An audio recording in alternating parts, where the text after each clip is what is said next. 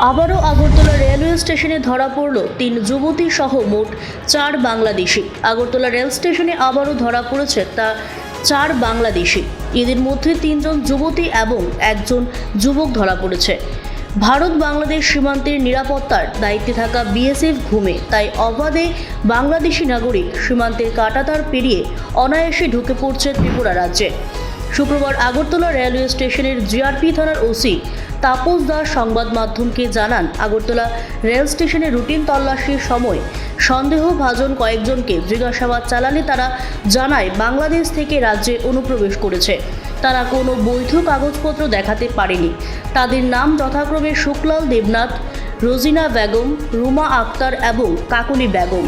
প্রাথমিক জিজ্ঞাসাবাদে তারা জানিয়েছে আগরতলা থেকে ট্রেনে করে দিল্লি যাওয়ার পরিকল্পনা ছিল তাদের সবাইকে ভারতীয় পাসপোর্ট আইনে গ্রেফতার করা হয়েছে। তাদেরকে শুক্রবার আদালতে তুলে জিজ্ঞাসাবাদ চালানোর জন্য জানিয়েছে ওসি।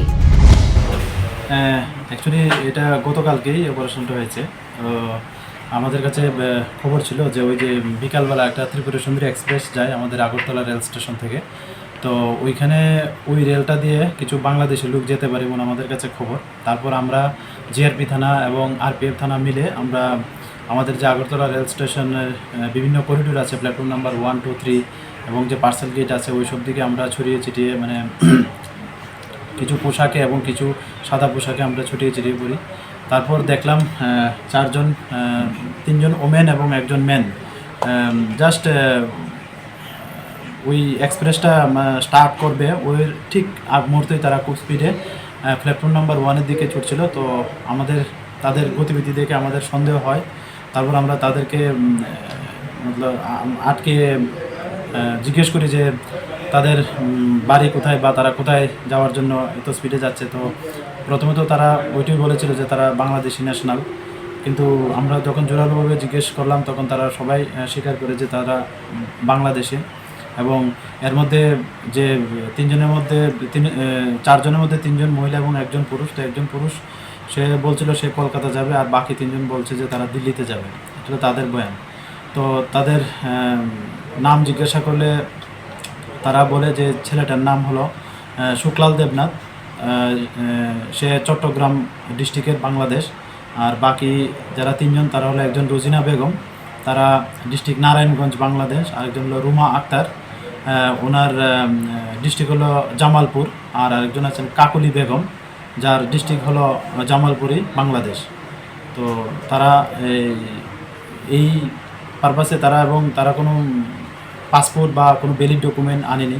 তো এই নিয়ে আমরা আমাদের জিআরপি থানাতে একটা মামলা নেই আইপিসি সেকশন এবং ফরেনার অ্যাক্ট আইপিপি অ্যাক্টে।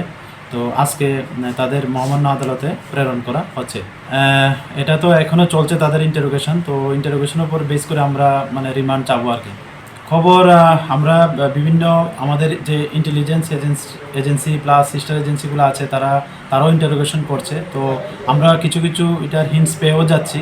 তো এটা for the interest of the case আমি এটা ওপেনলি বলতে পারছি না। তো এই বিষয়গুলো আমরা অবশ্যই দেখছি এবং এটার মধ্যে যারাই এই লিঙ্কে আসে আমরা অবশ্যই তাদের আইনের আওতায় এনে তাদেরকেও আমরা গ্রেফতার করব।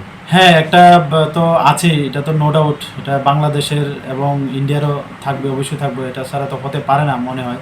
তো আমরা এই সবগুলোই বিষয়গুলোই আমরা দেখছি। তারা বিভিন্ন আমাদের যে ত্রিপুরার বর্ডার আছে, বিভিন্ন বর্ডার তারা ইউজ করছে। তো আমরা ওইগুলা যারা আমাদের ইন্ডিয়ার লোক যারাই তাদের এরকম আশ্রয় দিচ্ছে বা এরকমের সঙ্গে যুক্ত আছে, আমরা দফায় এগুলি আইডেন্টিফাই করে আমরাও এগুলি প্রায় সময় ওই যে টাওয়ারগুলো আছে, ইন্ডিয়ান টাওয়ারগুলো, আমরা তাদেরকেও অ্যারেস্ট করছি এবং এই সপ্তাহে এমন অনেকজন হয়েছে। Siri TV, channel for news and entertainment.